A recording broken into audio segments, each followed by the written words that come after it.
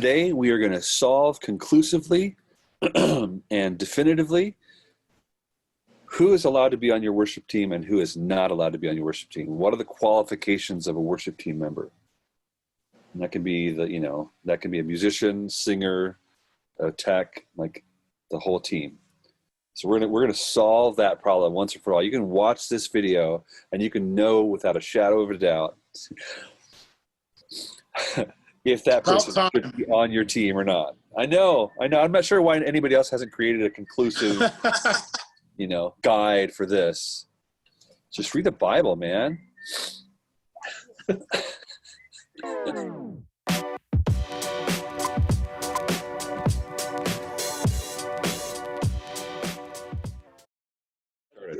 A lot of new worship leaders, especially, which is on my mind these days, obviously, but a lot of new worship leaders inherit a team. That's going to be an issue that we should talk about. That's because true. If you inherit a team, when I first came to this church, I was advised by the lead pastor. He said, please don't come in and fire half the team because they're not good. Even though that might have been an ideal approach at the time, we didn't do that, and it was beneficial to keep everyone. So most of them are still part of the team at this point. Yeah. But it would be my inclination initially to come in and say, all right, we're going to start fresh and say, let's start with a clean slate. Let's have everybody re-up and basically re-audition. And if you make it, you make it. If you don't, you don't. Speaking of musical talent, but not talking about their personal lives or anything like that. And so, I don't know. It's something to talk about for sure. Well, no, you just put a bullet list of things, to consider. You talked about people's spiritual lives. You talked about auditions, what's the entrance process, and I think more interesting than what's the entrance process. This is something that nobody talks about. What's the staying process? How do you stay qualified to be on the team? That's actually a more interesting conversation in my head than what do you have to do to get on the team? It's like, what do you have to do to stay on the team? Like, what qualifies you over the long haul to be a worship team member? Yeah, I think it's interesting you said that, Kevin. I think I would have started from the opposite point, which is it's not the musical ability isn't the first thing. It's the spiritual integrity and their ability to be humble and teachable. Because if you're not teachable on a worship team, I don't care if you're, the greatest musician ever, you're not going to serve the church and you're probably not going to serve the team. Yeah.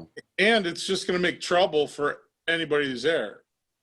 Anybody can make music. Like, let's face it, worship music is some of the simplest music in the world to make,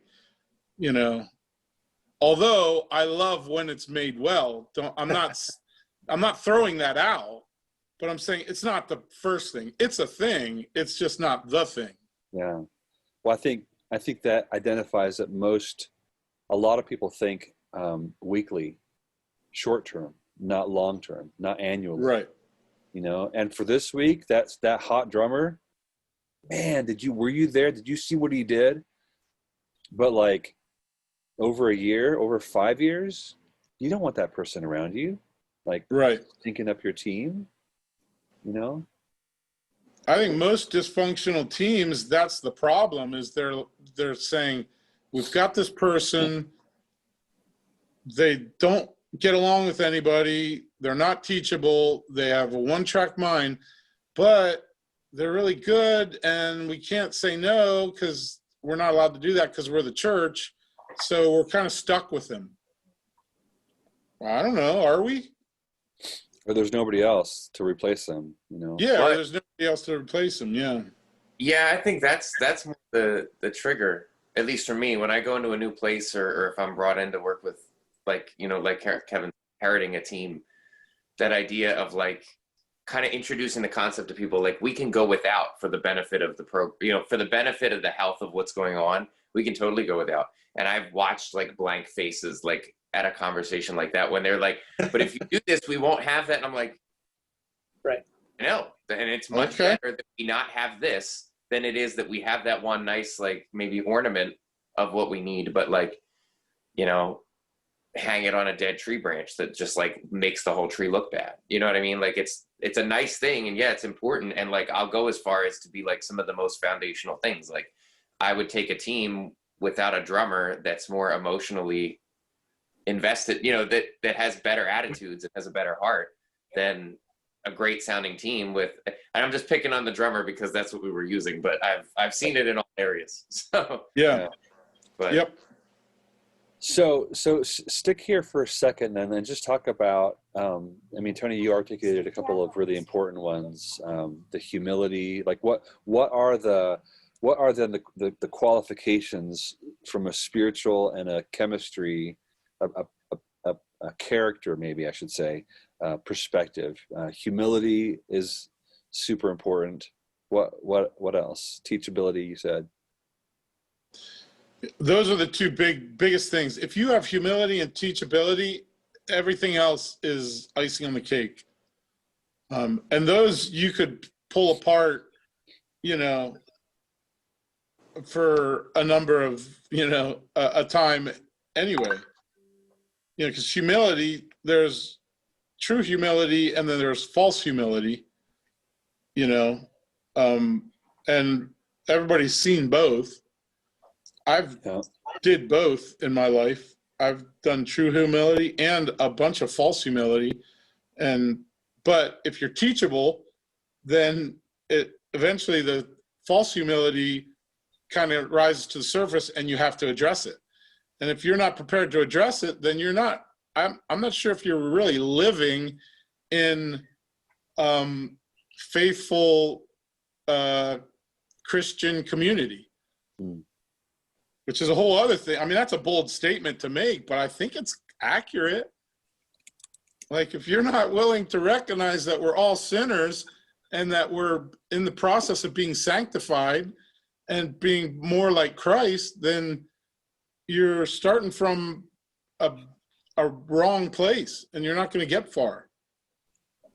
And it doesn't matter whether you're a musician or you're the janitor or you're a husband or you're a father or whatever you're doing. If you're not starting from the place where you're like, I'm a sinner and I desperately need a savior, and I get to sing songs to the savior who's in the process of saving me, then you're missing the whole point. Who cares what you play? Yeah. Go play in a bar band. Go play at home. Make YouTubes for all your buddies. You know, it's not the same as what we're claiming to do as a worship team. Yeah. So I think that I know I just went like 20 miles deep really quick, but to me, that's the essence of it. And I've been worshiping as a worshiper, on a worship musician, a worship sound tech for over 20 years, and I still haven't figured that out. I'm still learning, I feel like. And I don't say that to patronize. There's Sundays where I'm like so angry because things didn't go my way, or mad at somebody else or whatever. And I'm like, I think in 20 years, I still haven't got what I'm here for. But anyhow. U2 reference. Kevin. Unintentional. I know. What are your thoughts about that qualification? I hear exactly what Tony's saying, and I feel like in the real world, it's somewhat that we always have to be a little bit more pragmatic than we want to be. Like, we want to say, hey, it's all about the spiritual element of what the person is doing who's a leader, who's helping with the worship. And yet, if the person isn't, they might be teachable and humble, but have no talent. And so then, you know, there's the, how do you deal with that teachable, humble person, other than to say, I don't think you're going to be able to cut it. And like, is it all about their heart, or it's about both, right, Tony?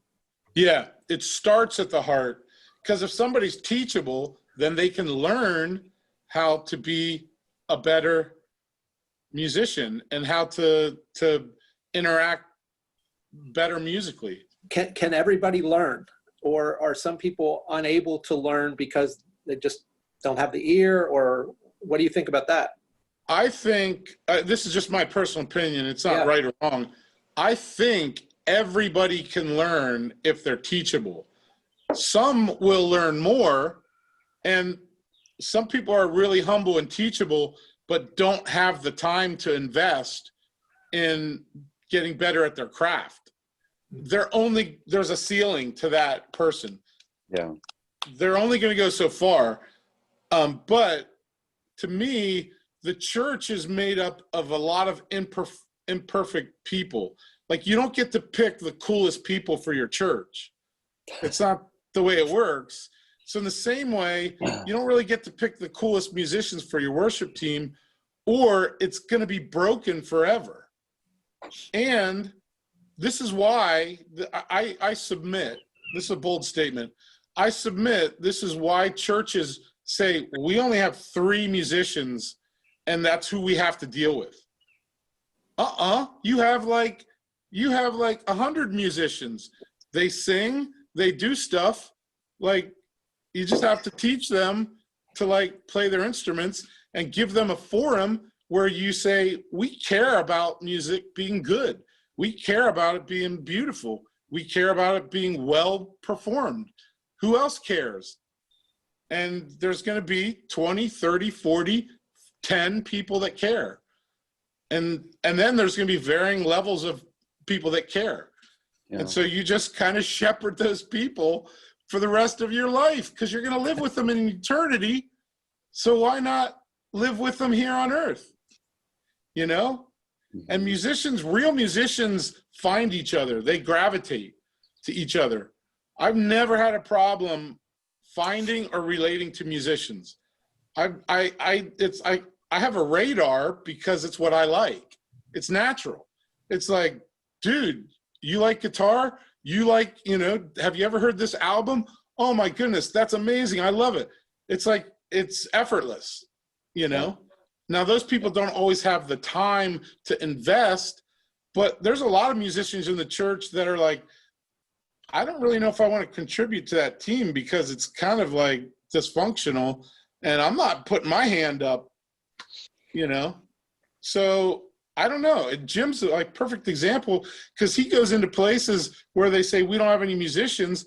And Jim goes, and in a couple months, all of a sudden they have a worship team that's actually functioning, So I don't think it's impossible. And I think it's Jim's turn to talk. Before I jump to Jim, because Jim is the woodwork guy, I think the thing that we leave out of that conversation often about like, can somebody be trained, is there somebody to train that person?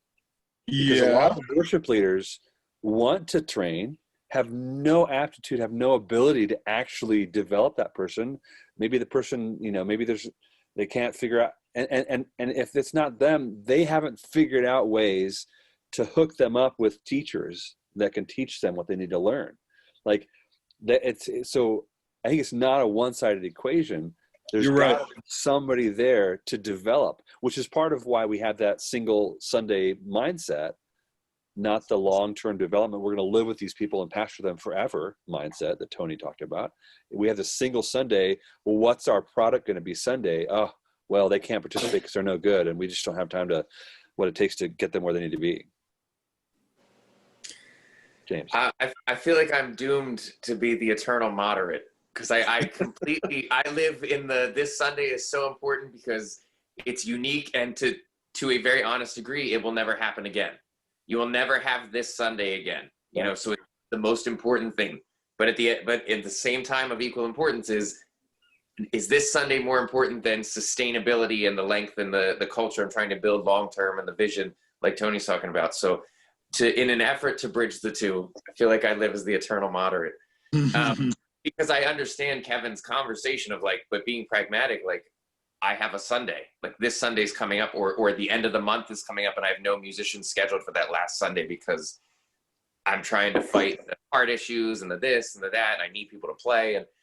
And so with the whole reason I got involved with Adlib in the beginning was because of that woodwork mentality of working with churches. Was I feel, and this again, like Tony said, this is my opinion, so take what you will from it, but I have a huge sense of when I get to a place and they tell me there's nobody, or we have this, or whatever's going wrong, my attitude is, okay, what does it need to be? Because it's not about great music. It's not about anything else. It's all it is about joining together as a church and celebrating and worship. And so when my goals are different, you know, I work in a secular productions. The goal is to make excellent music. You know, we will let people go or do whatever to do, but that's not my goal for a church. I have a different parameter and a different mindset. So when I think the first thing you have to do when you're working in a scenario is identify what is the goal of doing worship on a Sunday morning. Why are we doing it? Why is, you know, X church on a hill, whatever your name is, you know, something waters, or I'm sure that, you know, flowing cross Flowing point. rivers. Yeah. Point water, cross. Crusty stream. Crusty stream. Point water crossing bridge. Center. There you go. Living walking center with life and water. Make it a contest and call it First Church. There you go. So anyway, Win. what is the point of us doing this? And that's like a real conversation. Like I love sitting down with a pastor, like when I start with a new church and saying like, why do we do it? And they're like, well, because, you know, you get past that initial, like, because that's what you do. Okay. Yeah, it is what you do, but why is it what we do? Why is it what we've done? Why, you know, and then you get to that point. And so if the idea is to get people to celebrate together and worship, then that is my goal for setting up a team. So if it has to be, and it's not arrogant because I'm not the only person in the world that can do it. I prefer when it's not me. Like I'm saying this, like people think I go in there and I like run my own show. It's like, trust me, this is not where I get my, the extent of my creative music fulfillment. I'm here to serve that purpose of helping everybody come together. So when I walk in, if it has to be me with an acoustic guitar and nothing else, then so be it. Because if that's all I can muster, if the church says we have nobody, it's got to be just you, then let's go. I'm not going to complain and say, where's my team? I don't like it that way. That's not my first choice, but I have full, the control to set up the service the way that it needs to be, working with that. And then as we start to introduce things, when you say like that, are people teachable? I think anybody can learn, but I don't think anybody can become good. And I think that in the balance of being pragmatic, you have to be realistic. Not everybody's cut out to be, you know, singing. Not everybody's cut out to play an instrument, not because they're not good, not because it's like a curse and they're doomed and they can't do it, but it's just not where their gifting is. Some people don't have rhythm when it comes to things like that. Some people don't have the ear to know if they're not in key or not. And like, it's, as much as I want to train and disciple, I want to recognize gifts too, like discern, like, hey, this may not be what you should be doing, you know, like, so when I say everybody can learn, it has that. I think one of the most beautiful things about working in the church is being an environment where every skill level can come together and work on the same playing field. It's almost like the same idea as like coming into the church. It's not about your, you know, it's not about race. It's not about socioeconomic, you know, ranking. It's not about what you have, where you came from. When you come to the foot of the cross, we're all the same. You know, we come to the foot of the cross the same way. And so church music should reflect that. It's not about what you know. It's not about how great you are. It's not about where you've played. It's not about how many times you picked up the instrument. If we've come together to work on something, then it's the worship leader's job, like you said about knowing, being able to teach. It's the worship leader's job to help orchestrate something where people can be bred into success. So if you've got a girl who plays keyboard, she's just learning how to play keyboard and all she can do is play block chords with her right hand. That's the only thing she knows how to do. Then I've been in this situation, I'm only speaking out of experience, then I will come up with a way to teach her what to contribute for that song on that morning and say, if you do this, it will help the song. Don't try to do more because you don't know how to do more. And obviously that's not how I say it, but don't try to do more because you don't need to do more. If you do this, you're adding so much, and we'll work together to come up with something she can play that does that. And I don't know how far we're going to take this conversation, but I need to insert my story because it's the reason I'm still doing this to some degree. The first church I was ever a worship leader at, there was this young girl who really wanted to learn how to play drums. For all she wanted to do. and because her uncle played drums, but I guess he didn't have time to teach. I'm not really sure the whole story, but her grandmother introduced her to me and said, you know, my granddaughter wants to learn drums. The girl never played drums, and I think she was 12 or 13 at the time. And she said, so I said, well, if you bring her during the week, if her mom brings her to school and just sits in the sanctuary with me, we'll start messing around with something. We'll try to see how it comes together, because I have office time. I'm here. And so we sat together and worked on stuff. And she started in October, like around Halloween, and played. We did weekly lessons every week. By the first week of January, she played every service with me after that for the remainder of the time that I was there. Was she the best drummer the world had ever heard? Absolutely not. She knew 2 patterns. She knew how to play it on the hi-hat and how to play it on the ride, and like how to switch between, and like how to slowly started putting like a small drum fill in between. But the idea was there was nobody else. There were no drummers. The church was very small. And for a church that didn't want drums in the first, like they were on the fence if they even wanted drums, the transformation of the heart of what was going on, because they saw this little girl who they knew that she grew up, you know, her parents grew up in the church. That was that thing. And so to see her kind of like go on this, it just melted the hearts of people who were like, we don't want this, because why would we not want this? You know, this young girl who's growing up in our church is contributing to something that's going on. So even though they may or may not have cared for the drums, just that whole mentality of everything, but seeing her, I'll never ever forget that. Like, and I've stayed in touch with her family. Like, you know, she's gone to graduated high school and done other, like seeing her grow up and do this stuff. It's like just knowing the impact that had on her life, because her parents at the time were going through a divorce, and like she had younger siblings. And so it was a whole seeing how it affected her home life, you know, how she became more working with her siblings more. Her grades got better, like not because of anything we were doing other than she just had a place to serve. And like, she felt very drawn. And that's what kind of motivated me into this like coaching mentality of like, there's a whole gap of things missing in leadership when we just tell people practice at home, come in, and if you can't do it, you know, that won't be right. Yeah. Anyway. Yeah, that's beautiful. I love that story, Jim. I've heard it before and I don't get tired of hearing it, because it's like, that's the point. It's like, if you look at Christ's example, right? When he came to the earth, when he became man, he didn't go to the local rabbi college and say, who's the cream of the crop here? Who's the best guys? I'm starting this really cool disciple team, and they're gonna create the church and they're gonna lead. That's not what he did. Like, he went out, he got some smelly, ugly fishermen that had bad attitudes and was like, I'm gonna build my church on you. But we're crazy. Yeah, I know. Like, I got a plan. Like, that's what he did. Like, so it's like, for us to say, oh, well, and Christ had a standard. It's not that he didn't have a standard, you know? It's not that he was like, I don't care, I just want some dudes to do some busy work for me. It wasn't that at all. He discipled them and he brought them along, and they grew, and they did lead the church, but they didn't lead the church when they were smelly fishermen.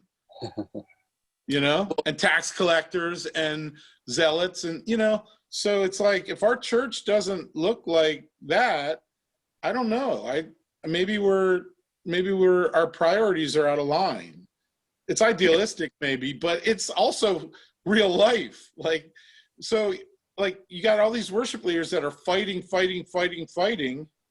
you know, because they can't have this thing that they want, and maybe they're wanting the wrong thing. You know, maybe it looks differently. And well, that's coming from a guy who's like excellence, like, and the balance of that is I have no problem at all telling a person on my team, this isn't the right place for you to serve. Like, I have no problem at all pulling the trigger on that. But I'm going to make sure that I've went through a number of steps, and I feel with full confidence that this isn't working out. And usually that's apparent to everybody, not just me. Not just, I don't get along with this person. I've played with people. I've served with a person that at my church that I had 15 years of frustration with, you know, a sound person, and it ended with them freaking out and, you know, yelling at everybody on a Sunday morning and then leaving. and then a couple months later leaving the church and leaving their wife and leaving all that, you know. I knew it for 15 years. I knew there was a problem, but he's a brother in the church. So why don't we not try and church him and disciple him and sanctify him, you know? Yeah. And his story's not done. Maybe, you know, he closed the book on his marriage and his church life in chapter 7. I don't know. Maybe the book goes on till chapter 13, you know? But so it happens. Sometimes you have to pull the trigger and say, this isn't working. Let's reevaluate, and let's take a season of reevaluating and see if this is really where you're supposed to be. That's appropriate. Well, I think there's a couple of bullet points out of that like really stick out as things that often get neglected. Okay. I think one of them is the vision and the plan. Like when you say like when you're not working with somebody or when they're not getting along with you, because we've all been there. And even this last year I was dealing with something like that at a church, and I was like, I can't take this personally. I can't have my identity found in what happens here solely on the quality of what happens here. You know what I mean? And I think that's been interesting for me to watch happen as I work with different churches. Some people get it, some people get me, and they're like, no, it makes sense. And some people are like, oh man, you're just so focused on like, it's sounding great because it's just the way you want it. And I'm like, again, I can't stress enough, if you having that mentality, like this should not be my place of creative expression. I can be creatively expressive in this space, but this should not be my outlet for creative expression where I come here because this is the one place I get to do the music the way I want to. Like, no, serving the church is solely about serving the people that come to the church. Yes. So my goal on a Sunday morning before anything else is making sure that whatever we're doing is created and orchestrated in a way that it's conductive and almost, I hate to use the word contagious in this world climate. But it's contagious in the sense of people are feeling drawn closer to an intimacy in worship. Whether that means we're celebrating something when people come in and there's just that freedom to celebrate whatever's going on, so including that, but also, you know, creating reverent space to connect with scripture, to connect with what's going on in the song, like the details of the song that are scripture. I'm pointing like there's lyrics on a wall behind me. But connecting with beyond the words, not just reading the words as reciting them like because they're on the screen, but giving space to connect with the words, creating organizing the service, not just the worship, but how it connects with the message and everything, so that people feel like there's an experience of that's digging, that's having that depth. Like we were talking, I was with Tony the other night, we were talking in the studio about there's truth, there's biblical truth, and there's also spirit. You know, like combine, you know, having the balance between the two. It's not like you can have truth without any, you know, not to be charismatic, because there's all different ways people experience things, but you know, it's not one or the other. There should be a genuine personal faith-filled experience that is rooted in full balanced and centered truth. And Excellent. So if that's my goal for a Sunday morning, then a lot of that stuff that becomes personal should be able to wash off. It doesn't mean you don't hit it. Doesn't mean it doesn't rain on you and you don't feel it, but you should be able to be centered in that, or prioritize yourself to be centered in that, so that it can roll off and just kind of beat up and you just kind of get rid of it, because stuff will go wrong. Even the best, most trained team. I mean, that's the reason that worship fails on Instagram is followed by like 3 million to whatever, 30 million people or whatever it is, because stuff goes wrong. Guitars fall off, loops restart, stuff gets canceled, people come in on key.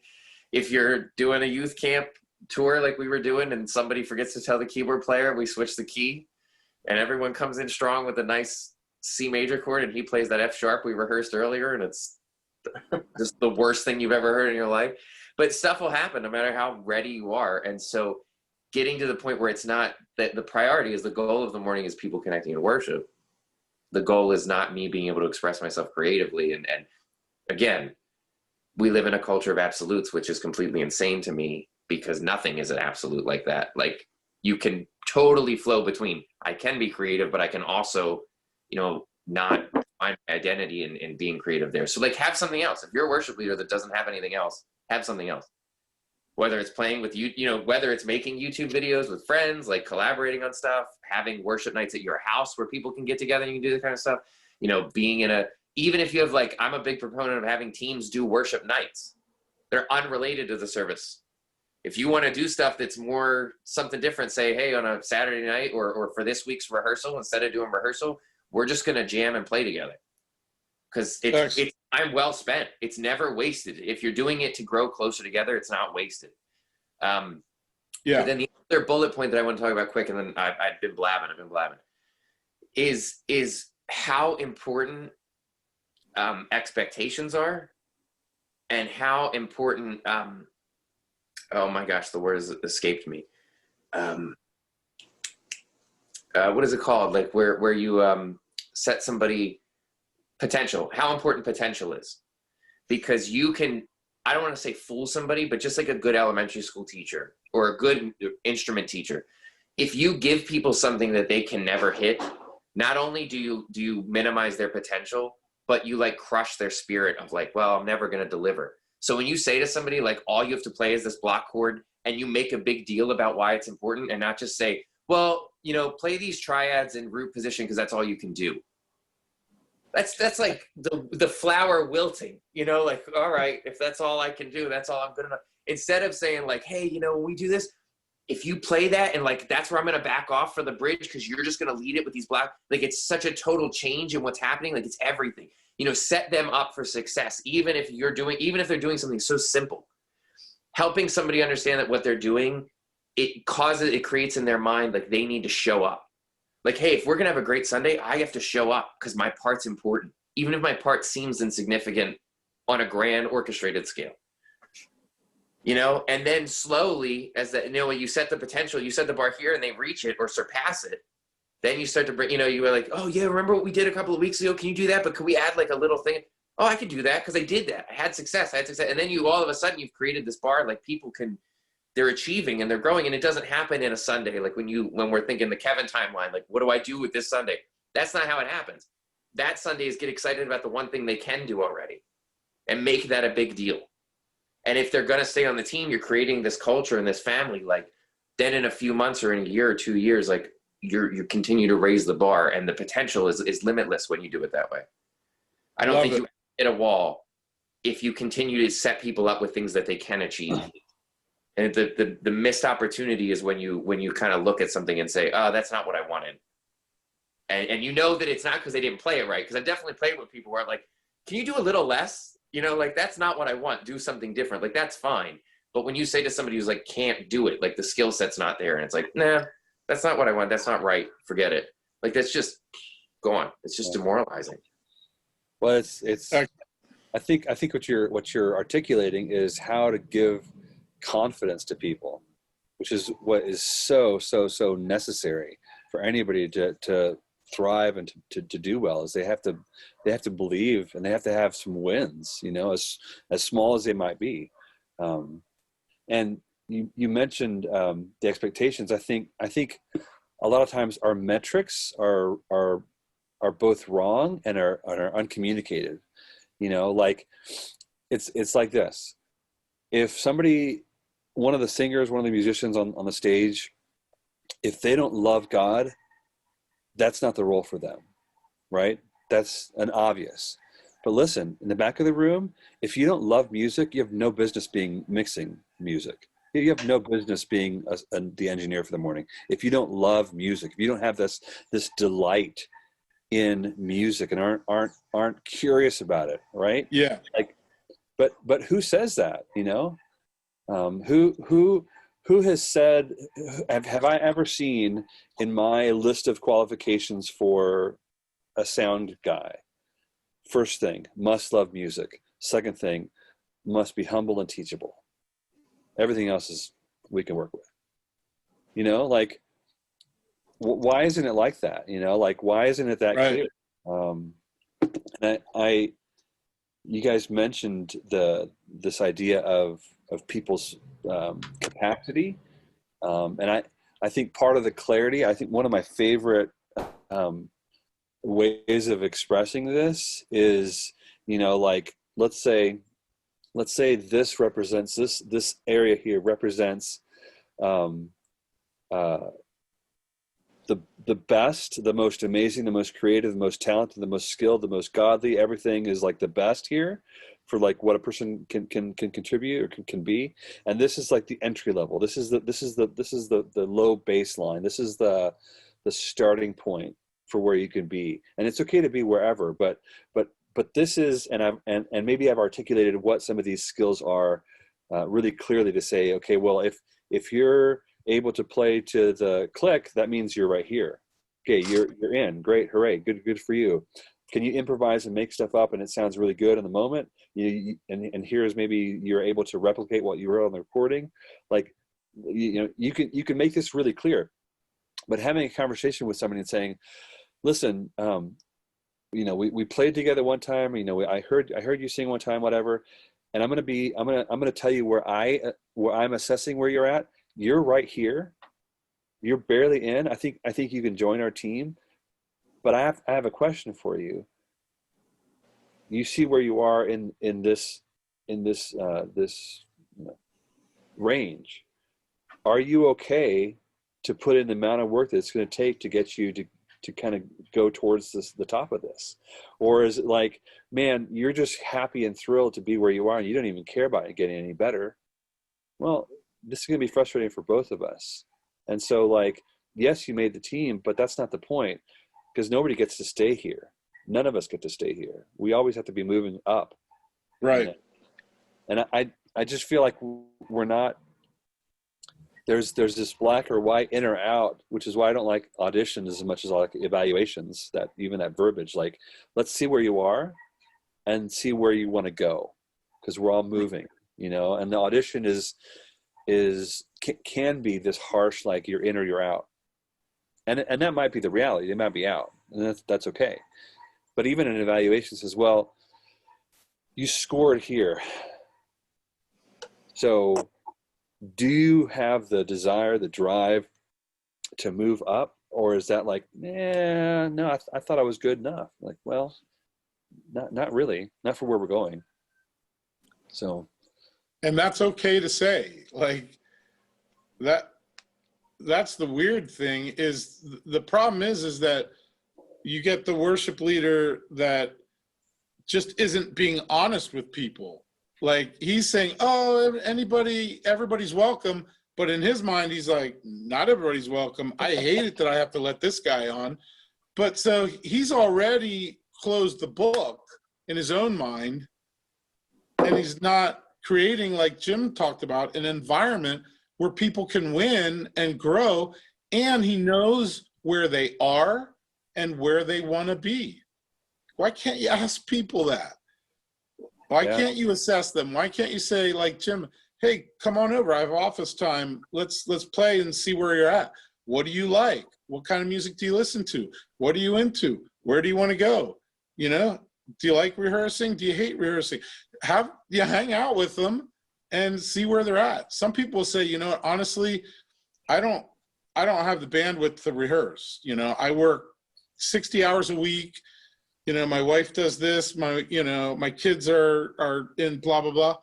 And I just can't. And this is where I'm at. Okay, well, when the roster calls for a person that's there, we'll give you a call and we'll let you play once a month.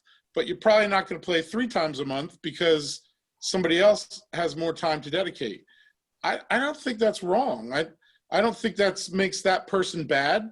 They're accurately assessing where their life situation is and what they can contribute to the church. And like, you're being gracious and saying, okay, that's what you can contribute. We'll see what we can do. And you're going to find the people that can contribute more. That doesn't make them better. It just makes them more suited for the needs of a worship team. Hey, Tony, can I ask a question along that line? If you have the guy who is the working dad who's 60 hours a week and his kids are in stuff and he doesn't really have time, but he's like way better than the guy that can contribute the time. Like, do you still say you're once a month and the guy who is able to put in the time is 3 times a month? Because I have 2 drummers and one guy's that and one guy's the other, would you say, like, this guy can come in with no rehearsal and be better than the other guy could be with all the rehearsal in the world? So are you sort of suggesting that you still would keep the guy who's more available to put in effort in a greater role as opposed to the more skilled guy? Well, I don't know. I don't know if it's that black and white. You can't. Usually you can't- those things sort themselves out, because usually I'm going to want to play with the guy that can nail it every time, you know? But if he's like, man, I can't give you 2 Sundays a month, I can only do 1, then that basically solved its own, like, you know, I'm going to have to work with that, because I don't think it's appropriate to tell that guy, you know, you need to do more. I don't care if you're working 60 hours a week and your wife has cancer and you're doing this. Like, I need you on the worship team. I don't know if that's appropriate in the church, you know. I'm thinking of the other guy's side. like the killer drummer and he's like, you know, I can't do that because I'm going to the mountains 3 weeks so I can hang out and ride my Harley and have fun. Then it's like, well, maybe he really isn't committed, and even though I love playing with him, or maybe if I'm really close to him, I'm probably going to beg him because I have so much fun playing with him. Like, dude, really, what's more important, playing at the church or riding your Harley to the mountains? Like, come on. But that's just as a friend. I wouldn't necessarily call him out and say, you're, you know, I'm going to church discipline you because this is how you use your time. But as a friend, I'm going to be like, hey, buddy, like, what is that really more important than?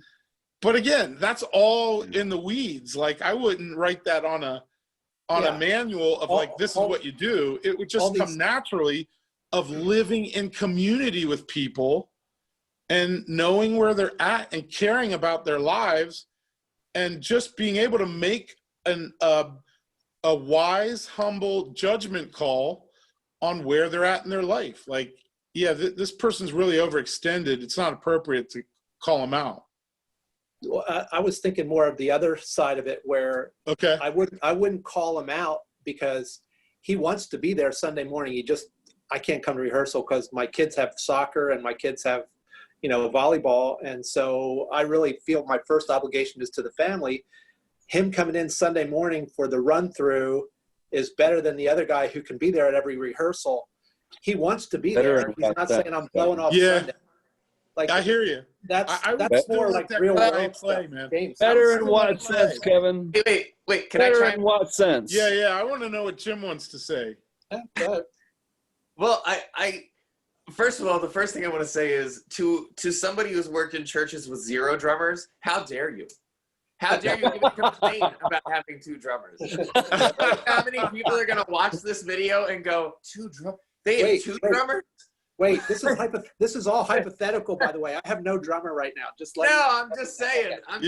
Good point, Jim. That's the first thing I always try to take inventory of. Like, how is this a problem because it's a problem for me and it's frustrating, or is this really a problem? Because that helps kind of balance, like, I don't want to say with a chuckle, but it does help you have like a better sense of how like groundbreaking, earth-shattering the solution can be. Because I think the reality is, if you have 2 guys, hypothetical, and you have this split, I think that first of all, the most important thing is if they're both committed to the culture, like both guys want to be there, they want to be there long term, then I need to figure out how they get to know each other. That's super important. Because for me, and it will in this example work specifically because they play the same instrument, but for me, I think the culture that I try to set and work with is always success and achievement and excitement breeds more success and achievement and excitement. Yes. So if some guy is coming in and that's why I don't disagree with Dave's, get my phone. I don't disagree with Dave's metric of measurements. But I think Dave's metric of measurements leans too black and white for me, because if I bring somebody, that little part right down there, because if I bring somebody in who's just making it, right, by these standards, to quote, I think it's unfair for me to put the expectation on the entire team that they all want to get better, like I want them to get better, or like I want to get better.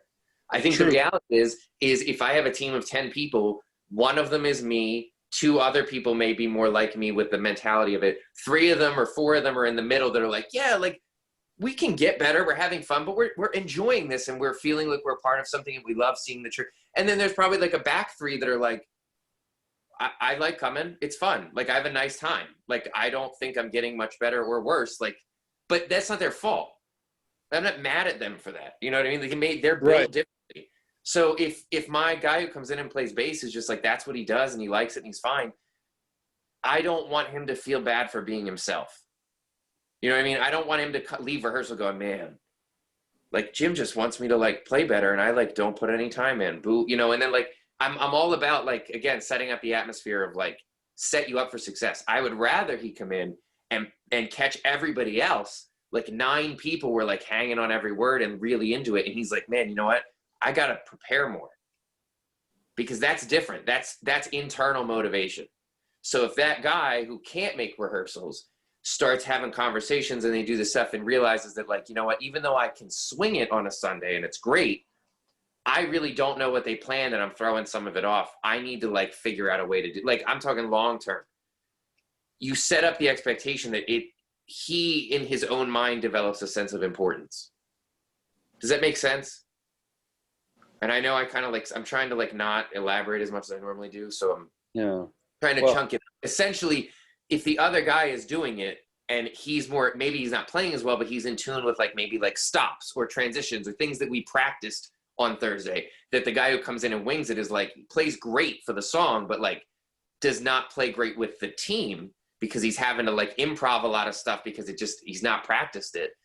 I think I would hope that breeds a culture I would try to set up a conversation where it's breeding a culture of he starts to think I need to get here, even if I can only rehearse once a month, or even if we have something separate, or I hang around Sunday after with the worship. But like, unfortunately, there's not an answer of like, yeah, you know, if they can't come, because life is life, and people will come in and say, you know, because I have one drummer at the church that I work at, and I tell him, if you play every week out of the year, I'm going to be so angry with you because you need a break.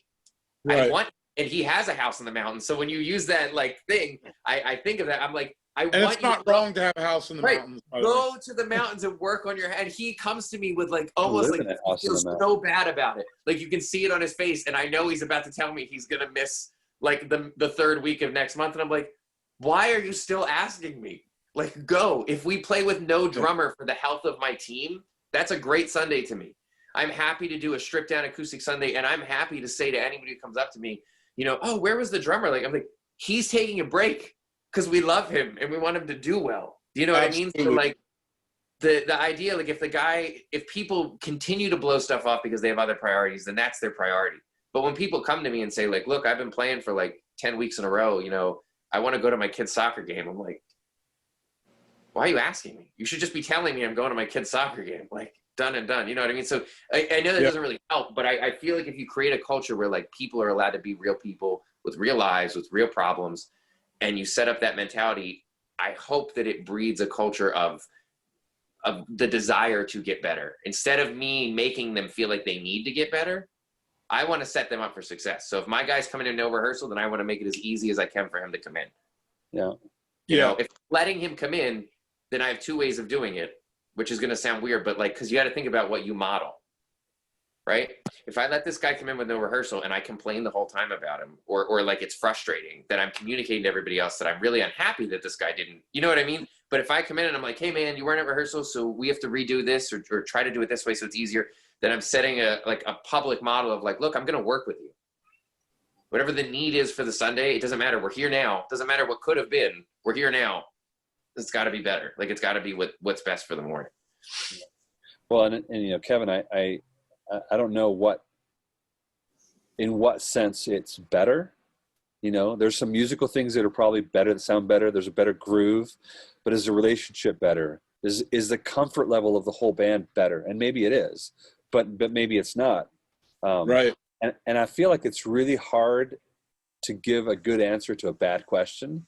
And I feel like, should I go with 1 and 2 or 1 and 3, or like, how should I, you know, I can't remember exactly the way you asked the question, but I feel like it's a bad question because the better question is probably more like, what's the best way to utilize what I have? What's the best way to utilize the, you know, it might be that the better way to utilize the better drummer is to see if there's any way that he would train the bad drummer. That's what I said. On Sunday, he Connect. never plays, but have him take the little time that he has available to sew into the less experienced drummer. You know, Yeah. it's just asking a binary question like that is not always helpful. Right. And the other thing is too, is I'm always operating on the assumption that everybody wants to be there and loves music, right? Because that's the environment that I work in, with the exception of one or two people. Like, everybody loves being there, and everybody's like, dude, you know, if you want to go away to the mountains, call me, man. I can't wait to fill in. I can't wait to play. You know, everybody wants to be there. So I don't live in an environment where we only have one drummer and we have to deal with how not good they are or how much they don't care, because there's a multitude. And I've seen the number, 3 drummer become the number 1 drummer, because I've been there for 17, 18 years. And that's where maturity and oldness starts looking pretty darn cool, because I love seeing growth, and I love seeing the 3rd drummer become the 1st drummer. That's awesome. That's what we're doing. We're growing, we're moving. It's not as fun when I'm the 1st bass player and the 3rd bass player becomes the 1st bass player and now bumps me down, but because I'm like, oh, I want to play, but man, he's nailing it. Like, he's doing great. That's good. We celebrate that.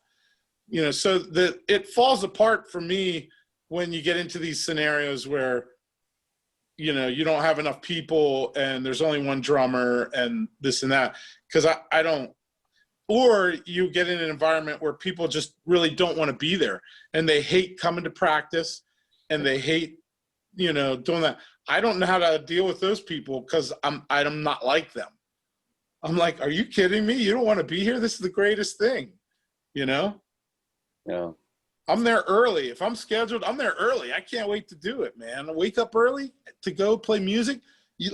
Where do I sign up? Like, let's do this. But, Yeah, I like that. Go ahead. No, go ahead. I like that you said we celebrate, and I can't remember what we celebrate, but it made me think, like, that's what we want to be talking about and doing. Like, what are we celebrating in our team? Is it that we all showed up? Is it that you're prepared? Is it that you got lost in worship? Like, not like lost in the music, but like, is it that you cared, that my bass player cared for my guitar player and he helped him move this week? Like, what am I celebrating? What am I, I asked the question, or I think about that because of the Andy Stanley quote that what gets rewarded gets repeated, and celebration is a great reward. How whatever I celebrate, they're going to do it again, like that's, and so it's one of the reasons where I'm like, okay, do I celebrate having the guy come in who can't make a rehearsal and just did Sunday morning? Do I celebrate that? Like, oh man, today was so great, guys. What did I just celebrate, man? I don't like what I just celebrated right there. Yeah. Yeah, that's a great point. I mean, and create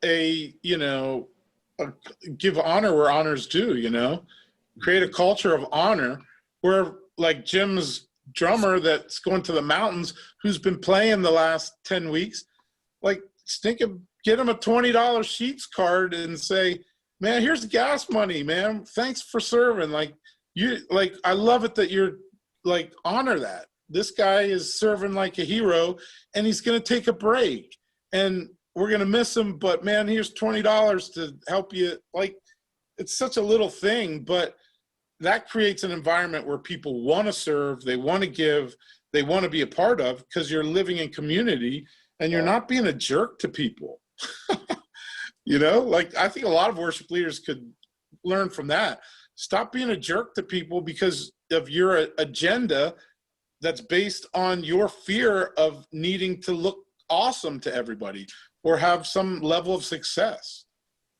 Yeah, I fully agree. And I love that you're using the word celebrate, because for me, just, I try to make a point, and I've learned this over the years. I didn't like come up with this, you know, at like 15 and was like, yeah, I have the market on it. Like I've seen it work year after year after year. And so I know, like, this is what helps me create that kind of culture, is I try to make celebrations not public in the sense that I'm like showing somebody off, but I want other people to recognize the impact that people have. Because if I'm the only one that does it, I mean, that's nice. That's a nice step. But I don't think that, to me, I don't think that's enough. I don't think it helps build the culture the same way. So like I try to make a point, and I never do it falsely, because I think that's the other danger, is like you can get to a point where you're like, oh no, I have to point out something good, even though I can't find any good in this. But I try to make a point to find something somebody does and make it significant. And it's never something that I do, ever. Because my agenda, like Tony's saying, I point down here because that's where you are for me. My agenda is never, worship is nothing to do with me. Like I wish I could stand up in front of every worship leader, you know, in a stadium, and just say, if you show up for worship because of what you can do, then you've already missed it. The only time I ever do anything that I have to do is because I have to bridge the gap because I'm missing something somewhere else. Does that make sense? Like if I lead something, or if I play an extra thing, or if I'm doing something, it's not because I want to do it. I'm like, yeah, everybody, look what I'm doing. You know, I didn't have the people I needed to do that. You know, if I had to run back and forth from the soundboard because our sound man didn't show up, I don't want anybody to think, well, he just needs to run everything. Like, no, I just don't want to deal with crap.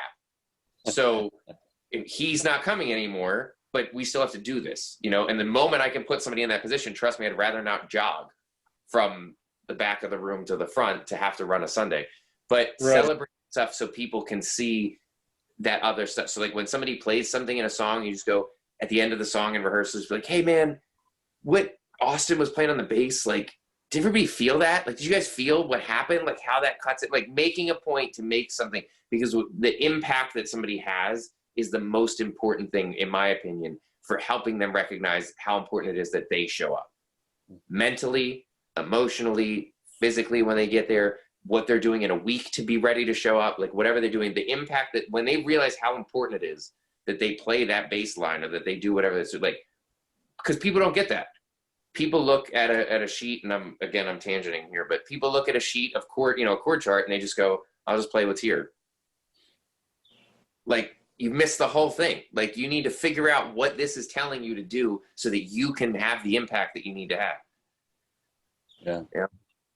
Here's to spin this whole thing, you know, in a zone that I don't know what to deal with. Like, so what do you do when you're the worship leader and the pastor says, hey, you know what? My wife plays the drums. She's going to join the worship team, and she's terrible, but he wants her there, or his son, or his whatever, or you know, the deacon, the major donor is like, well, my grandson, you know, and they don't want to learn, they don't want to be there, and they don't want to contribute. Then what do you do?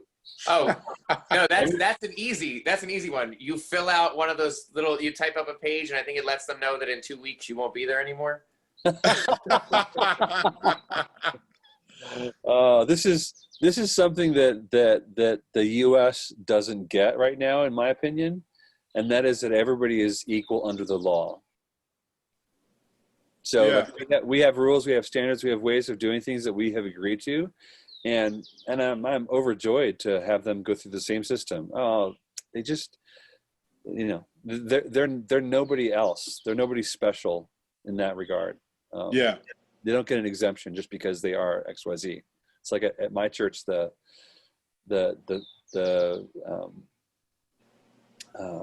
pastor has 3 sons, and one of them was the worship pastor, or the pastor over worship, and the dad just removed him and put another son in his position, and kind of like suddenly.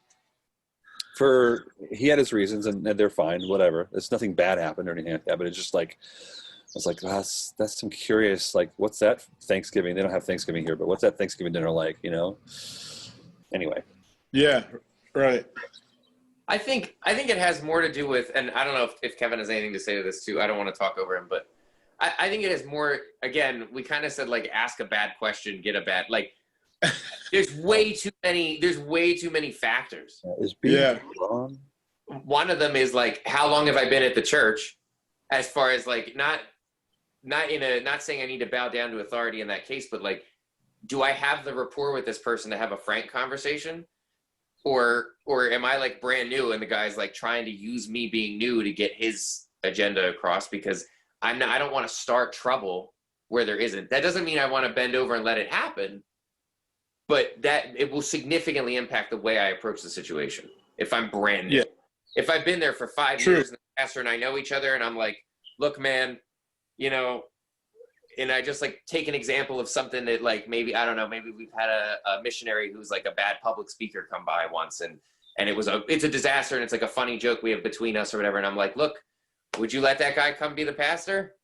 No? Well, there you go. You know, like I can't work with, you know, so it's set that mentality of like, you know, find some common ground of like, you know, your role has its has its vetting processes, you know, could be great for all these things, but you're missing certain elements. Like you can't speak in front of people, like that's an issue. So like, if you can't keep rhythm, you can't be a drummer. Like just because you don't feel like it's the same, doesn't mean it's, you know, doesn't mean that it's not. But then the other thing is when you said us as Americans, I think another big problem we have with the church is that we think that because it's artistic, that there's no, I don't want to say screening process, but there isn't this level of proficiency. Like anybody can sing. Well, that's true. Anybody can sing. Anybody can open their mouth and make notes, but some people can follow, you know, can sing along, and some people can't. Some people can match pitch and some people can't. Right. I think depending on your situation, I think it depends on the church that you're at, what the type of church is, like how big it is. Not because big churches get a pass. That's not what I mean. I just mean, I think you have to take everything into evaluation. What's our goal on a Sunday morning? Is it more important that we have like somebody come up there who's maybe not the best singer, but like there's something that has to happen here, like that little girl who was playing drums? Like, is it important that this happens?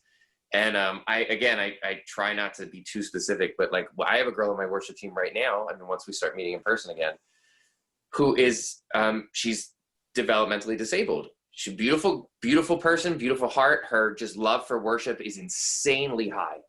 She has a better heart than anybody on the worship team, better than me. You know, and I say that well beyond better than me. This girl's love for worship is just the most pure thing. So you better believe she's up every week that she wants to be up there with a tambourine, unmiked. Nobody can, you know, it's not that nobody can hear her in an insulting way. It's that her heart being up there, smiling and being in worship is way more important than I care if that tambourine rhythm throws off a singer who's too close to her. My solution was, hey, you can move to the other side of the stage, not rudely, just like you can sing on this side now. Like she's gonna be up there because her heart. So I think that there's way too many factors. It's not just this person wants to do it. Great point. I will be right back. Yeah. I accept your offer. I need more. Oh man. Yeah. You know, I feel like some of this points to, gosh, I hate it when churches don't treat people like people, you know, or try to solve a people problem with a rule. Yes. Like, don't you read the scripture? Don't you know that's what the law does? It points out that we can't do it. Yes. We need grace. We need the Spirit. Like, what the heck? Like, do we not? So, you know, people. What are we, America? Yeah.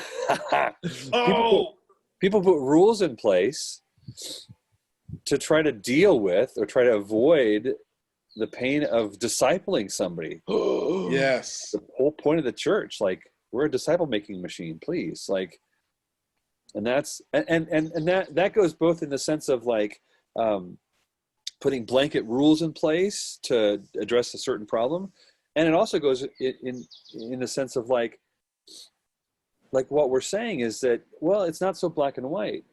you actually need to walk with this person.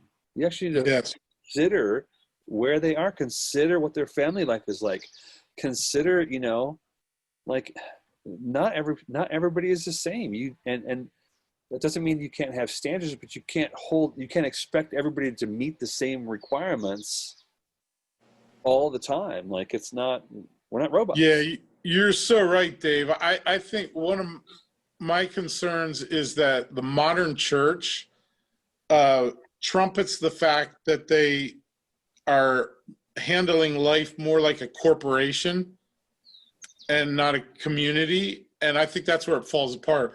The church needs administration. That's great. And there's people that are gifted at administrative stuff. But when you make your main focus to run it like a well-oiled machine, and this is a corporation, and it's just not really the way the church works. Yeah. And it wasn't really the way Christ worked either when he interacted with people. Like, there was no mystery as to where he was going and what he wanted to do, but there was often misunderstanding of how to get there and where people's place were, you know. But yeah, like, stop running it like a corporation. Yeah. Well, I'm trying to think about a way of winding down a conversation, and I don't know if there really is any, because we'll be here for the rest of the day talking. 1 Timothy 3 in the Passion Translation pulled up that I could read as a closing. But if somebody else wants to do something else, I'm cool with that too. I like the Bible. Yeah, I mean, it's written and used most often for, you know, elders, overseers, pastors. It's like the high level leaders is what it's applied to. But if you take this generically, like anybody who has influence, and certainly people on the worship team have influence, like there is application of this, and there's a calling to more than aspire to be walking towards this. So I'll read part of this here. So 1 Timothy 3.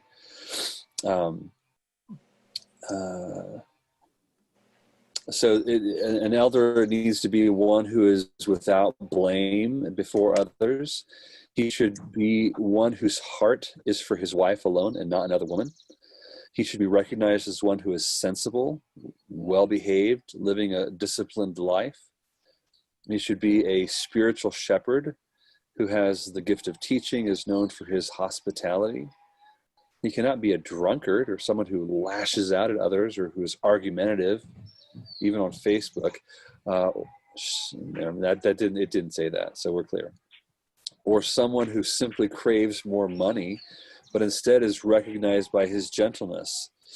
His heart should be set on guiding his household with wisdom and dignity, bringing up his children to worship and devotion and purity.